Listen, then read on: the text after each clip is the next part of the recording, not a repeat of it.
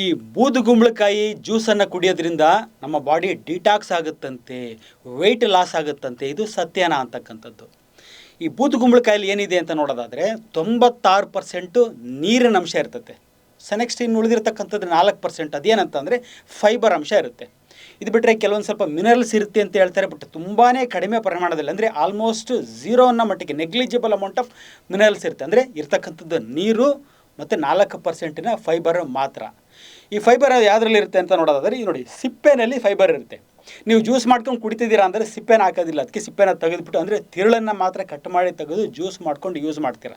So ಹಾಗಾಗಿ ಸಿಪ್ಪೆನ ತೆಗೆದ್ರೆ, ಅಂದರೆ ಫೈಬರ್ನ ತೆಗೆದಾಕಿ ನೀವು ಕುಡಿತಿದ್ದೀರಲ್ಲ, ಏನಿದು ಅಂತ ಅಂದರೆ 100% ವಾಟರ್, ಅಂದರೆ ಕೇವಲ ನೀರಷ್ಟೇ. ಈ ಜ್ಯೂಸು ಅಂತಂದರೆ ಕೇವಲ ನೀರು ಮಾತ್ರ. ಸರ್ ನನಗೆ ವೆಯ್ಟ್ ಲಾಸ್ ಆಯ್ತು ಸರ್ ಇದು ಯೂಸ್ ಮಾಡಿ ಅಂತ ಅಂತಾರೆ. ಹೌದು, ಆಗುತ್ತೆ.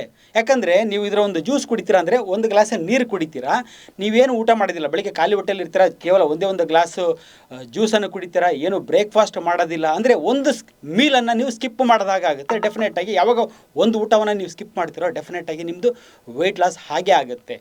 ಸೊ ಹಾಗಾಗಿ ಜ್ಯೂಸ್ ಕುಡಿದೇ ವೆಯ್ಟ್ ಲಾಸ್ ಬೇಕಾಗಿಲ್ಲ.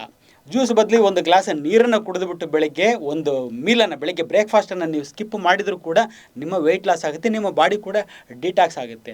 ಆಹಾರದ ಬಗ್ಗೆ ಅಥವಾ ಆರೋಗ್ಯದ ಬಗ್ಗೆ ಸರಿಯಾದ ಮಾಹಿತಿ ಬೇಕು ಅನ್ನೋರು ಮಾತ್ರ ನಮ್ಮ ಪೇಜನ್ನು ಫಾಲೋ ಮಾಡಿ.